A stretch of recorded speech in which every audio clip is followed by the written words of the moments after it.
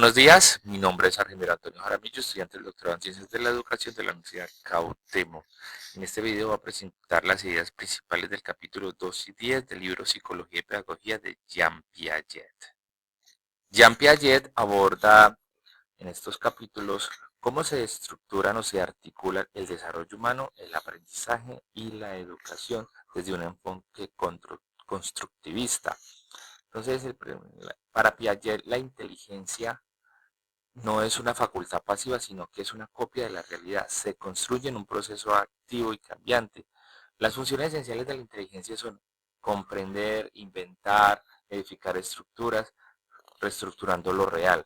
Conocer el objeto exige operar sobre él, y el conocimiento deriva fundamentalmente de la acción del sujeto sobre el entorno. Entonces, según Piaget, la inteligencia se desarrolla en vivir, ¿sí? En vivir, experimentar, explorar, reflexionar con la experiencia, y eso genera aprendizaje significativo, lo que desarrolla la inteligencia. Bueno, Piaget explica que el desarrollo cognitivo no es un proceso pasivo, es un proceso activo donde el estudiante no recibe información pasivamente, sino que la construye interactuando con el entorno. Y él propone tres ideas centrales, que son asimilación y acomodación, el equilibrio y las etapas de desarrollo. Bueno, entonces iniciemos con la primera idea central, que es la asimilación y la acomodación. La asimilación y la acomodación son dos mecanismos fundamentales de la adaptación intelectual. La asimilación es incorporar la experiencia a los elementos del medio y estructuras al esquema de acción ya existentes en el sujeto. Eso quiere decir que cómo percibe la realidad del mundo, ¿sí? La forma en que él percibe la realidad y la entiende. Y la acomodación es modificar esas estructuras o esquemas para ajustarse a las particularidades de la nueva experiencia. O sea, después de que la percibe, cómo va a actuar, cómo va a reaccionar, cómo va a comprender, cómo va a asimilar, más o menos así. Bueno, la tercera idea central que nos plantea Piaget es el equilibrio. El equilibrio es la relación que hay entre la asimilación y la acomodación. Hay una que tiene que estar en posición de equilibrio dinámico entre la asimilación de la experiencia y las estructuras deductivas y la acomodación de esas estructuras a los datos de la experiencia. Sí, eso es como cómo percibe la realidad, cómo la interpreta y cómo actúa frente a esa realidad. La tercera idea central de Piaget que nos plantea son las 4 etapas de desarrollo, ¿sí? Él plantea 4 etapas: la sensoromotora, la preoperacional, las operaciones concretas y las operaciones formales. En la etapa sensoromotora va de los 0 a los 2 años. La inteligencia es práctica, interacción con percepciones y movimientos y permanencia de los objetos. Aquí el niño comienza a comprender y explorar el mundo a través de movimientos y de los sentidos, ¿sí? La etapa preoperacional va de los 2 hasta los 7 u 8 años. Aquí habla de la función simbólica, simbiótica, el egocentrismo, la ausencia de conservación y el razonamiento transductivo. Aquí el niño comprende un poco más, entiende instrucciones y acepta con un egocentrismo que aprende lo que le enseña, ¿sí? Muy importante de esta etapa. La operación es concreta. La etapa de operaciones concretas va desde los 7 8 años hasta los 11 o 12. Desarrolla operaciones lógicas, resolución de problemas de conservación, clasificación y selección, ligado a la acción y a la experiencia. En esta etapa ya hay un proceso cognitivo más desarrollado que le permite la reflexión, la deducción, la resolución de problemas, ¿sí? Y la última está entre los 11 y los 12 años, que son las operaciones formales. Aquí ya hay un gran desarrollo y unas grandes conexiones neuronales que le permite al niño razonar hipotéticamente y deductivamente, pensamiento sobre hipótesis, uso de las combinaciones, integración de la red de versalidad. Entonces, Piaget nos plantea que el desarrollo intelectual no es lineal, sino que se produce a través de etapas cualitativamente distintas, sucediendo en un orden constante. Entonces, el aprendizaje depende de la etapa del desarrollo y no al revés. Bueno, ahora veremos una crítica que le hace la educación tradicional, y se trata de varios aspectos. Aquí nombremos 4. El primero es el trato infantil como adulto pequeño, o sea, que asumen que el niño razona y siente como un adulto, saltándose todas las etapas del desarrollo cognitivo sin tener en cuenta y pensando que es un pequeño adulto con conocimientos menos, ignorando las diferencias.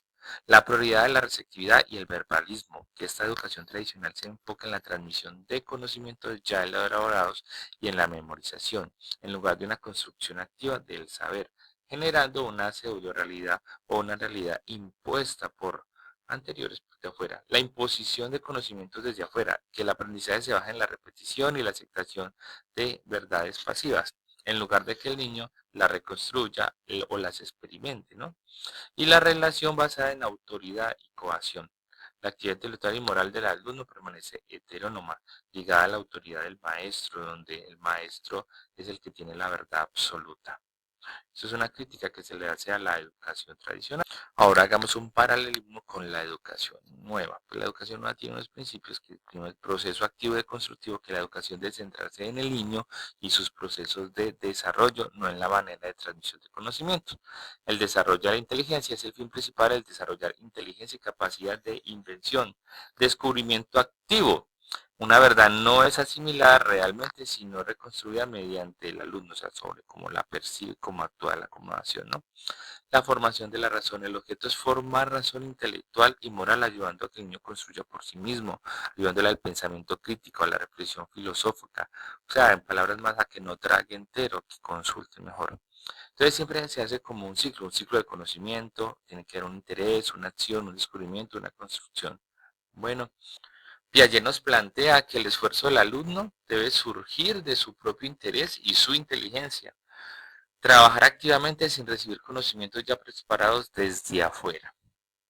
O sea, constructivismo, que él construya su conocimiento. Bueno, Piaget habla de algo que me encanta, que es el rol del juego y la cooperación social en la educación y el aprendizaje. O sea, el juego es una palanca de aprendizaje grandísima. Es una forma pura de asimilación donde el niño transforma la realidad según sus propias necesidades y deseos. Desarrolla inteligencia, percepciones, tendencias a experimentación, instintos sociales. El juego simbólico es la expresión más característica del pensamiento egocéntrico, permitiendo representar y revivir realidades. Realmente el juego es una forma muy eficaz de aprender, y no solo en los niños, en los adultos también se utiliza mucho el juego para aprender y es igual de efectivo.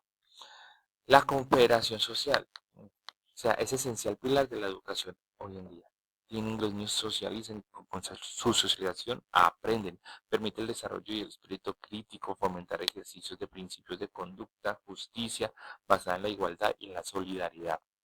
La vida social en el aula, a través de la colaboración efectiva y la disciplina autónoma del grupo, permite que el niño pase del egocentrismo a la reciprocidad. Además, es una comprensión mutua y entre pares aprenden muy bien, se fortalece mucho el aprendizaje. Ahora bien, ¿cuál es nuestro papel docente según Piaget? Pues la visión de Piaget subraya que la educación debe ser un proceso activo y constructivo, donde el niño pasa del egocentrismo a la reciprocidad y la comprensión mutua, construyendo así su personalidad y su moralidad. Entonces nosotros como docentes, ¿qué debemos de ser? Debemos de bajarnos del pedestal, de ser los portadores de la verdad única. No, ahora ya no es eso. Es que realmente nunca lo fue. Entonces, el docente pasa de ser el autoritario a ser el guía que orienta los procesos, no solo en la transmisión de información, a ser el mediador que siempre acompaña los procesos y ayuda a la obtención del aprendizaje, facilitador que promueve las actividades, ¿sí? Y organizador. Estamos llamados a crear ambientes pedagógicos, entornos de aprendizaje donde se fomenten problemas que los niños puedan solucionar desde sus capacidades y teniendo muy en cuenta en qué etapa de desarrollo tenemos a nuestros estudiantes. Piaget plantea también algo muy interesante como el error, considerando como una parte natural y necesaria del aprendizaje. ¿Por qué? Porque hay una corrección del esquema, hay una reflexión a la acción y una reconstrucción del pensamiento. O sea, que raro equivocarse no quiere decir que el niño sea bruto, que no entiende, sino que es una forma y es una herramienta que todo mundo aprende, todos nos equivocamos y aprendemos de nuestros errores, y esto hace que el aprendizaje sea más sólido y complejo, más estructurado. O sea, bueno, como conclusión podemos tener que la construcción activa, la educación efectiva es un proceso de construcción activa donde el niño no es un receptor pasivo de la información, sino un constructor de su propio conocimiento. El respeto a las etapas. Es fundamental respetar las etapas del desarrollo cognitivo, adaptando a los métodos de enseñanza a la estructura mental del niño en cada etapa. No saltarse eso. La cooperación y el juego. Importantísimos. Fomentar un ambiente de cooperación y juego es crucial para estos elementos que promueven el desarrollo de una inteligencia operativa. La autonomía intelectual, el objetivo es formar al razón intelectual y moral, ayudando al niño a construirla por sí mismo, alcanzando la coherencia y la reciprocidad moral. Esto fomenta, fortalece el pensamiento crítico, la reflexión filosófica, la autonomía, la disciplina. Entonces, como conclusión del constructivismo en el aula. Además de eso, como docentes debemos tener muy presentes todas esas etapas del constructivismo, que es una forma de aprender para entender más a los niños y ser cada vez mejores profesores y dar un mejor servicio de calidad en la educación. Muchas gracias. Bueno, para finalizar, nuestra referencia bibliográfica es el libro Psicología y Pedagogía de Jean Piaget del 2001 de la editorial Paitos. Muchísimas gracias.